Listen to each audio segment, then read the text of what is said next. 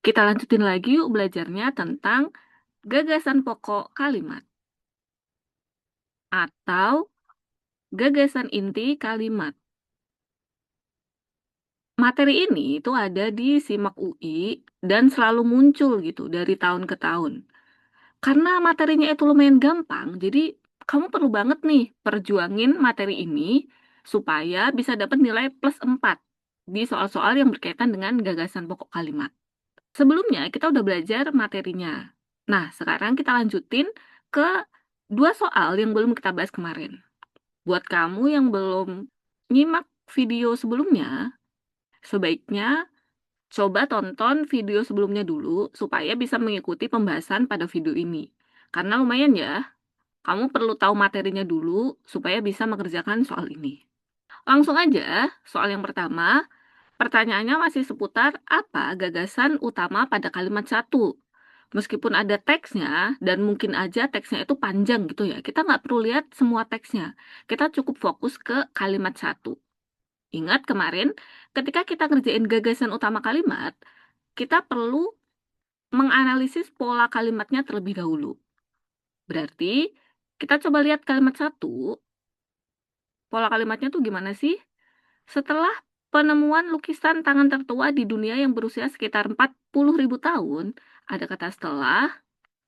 Seperti biasa, kalau misalnya ada koma di awal kayak gini, biasanya dia jadinya keterangan. Sejumlah peneliti gabungan sebagai subjek melacak, itu sebagai predikat, apa sih yang dilacak? Jejak manusia purba yang berkaitan dengan lukisan tersebut. Berarti semuanya ini adalah objek. Setelah kita tahu subjek predikat objeknya, kita bisa ambil inti subjeknya, inti predikat, dan inti objeknya. Di sini subjeknya tuh ada 3 kata. Kalau ditanyain satu kata intinya, itu ya peneliti.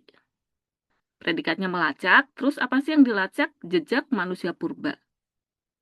Kita cek opsi jawabannya. Opsi yang pertama, lukisan tangan tertua berusia sekitar 40.000 tahun. Ini itu masuknya di bagian keterangan. Kalimat inti itu nggak ada bagian keterangannya. Berarti opsi A kita eliminasi. B juga sama, penemuan lukisan tangan tertua di dunia. Itu tadi masih bagian keterangan. Kita coretkan bagian keterangan tuh, berarti opsi B masih salah. Opsi C, peneliti gabungan, benar ya, sesuai dengan subjeknya, melacak, betul, jejak manusia purba, betul. Subjek, predikat, objeknya tuh sama dengan kalimat satu. Kalau yang D, jejak manusia purba, subjek, berkaitan, predikat, dengan lukisan tangan tertua. Nah, subjek predikatnya itu beda dengan subjek predikat yang ada pada kalimat satu. Otomatis D ini juga bisa kita eliminasi. E, sejumlah peneliti itu jadi subjek melacak predikat manusia pencipta lukisan purba. Ini objeknya. Nah, subjek sama predikatnya itu bisa aja benar, tapi objeknya itu beda. Yang dicek di teks itu adalah jejak manusia purba, bukan manusia pencipta lukisan purba.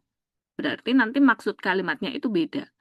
Antara E sama C, yang lebih sesuai dengan kalimat satu itu adalah yang C. Makanya, soal yang pertama ini, jawaban yang tepat adalah C, bukan yang E. Kita lanjut satu soal lagi. Pertanyaannya masih sama, gagasan pokok kalimat di atas adalah kita perlu SPOK-in kalimatnya. Subjeknya apa? Contoh lain. Predikatnya adalah situs Kalumpang. Ini jadinya pelengkap di Sulawesi Barat yang jika diteliti lebih lanjut akan membuka perspektif baru tentang asal-usul leluhur langsung bangsa Indonesia. Karena sampai saat ini Kalumpang dipercaya sebagai situs Neolitik tertua pada 3.800 hingga sekitar 4.000 tahun lalu. Sebenarnya dari bagian ini itu tuh bisa kita eliminasi karena ini tuh udah menjadi keterangan. Kemudian ada yang, berarti keterangannya itu meluas. Terus di sini ada karena lagi. Karena itu konjungsi yang subordinatif, penanda keterangan juga, berarti bagian ini ya masuk keterangan. Ingat, kita nggak perlu memasukkan unsur keterangan dalam gagasan pokok kalimat. Berarti bagian keterangan ini bisa langsung kita coret. karena bukan jadi gagasan pokok kalimat. Sekarang kita lihat opsi jawabannya. Kalau yang A, asal-usul leluhur langsung bangsa Indonesia dari Kalumpang. Ini tuh masuknya bagian keterangan. Terus kalau kita SPOK-in, A ini juga hanya berunsur subjek gitu. Kenapa asal-usulnya? Karena nggak mewakili dan nggak termasuk SP-nya, kita coret. Yang B, contoh lain, subjek adalah predikat, situs Kalumpang ini pelengkap. Sesuai dengan subjek predikat pelengkap yang ada pada kalimat soalnya.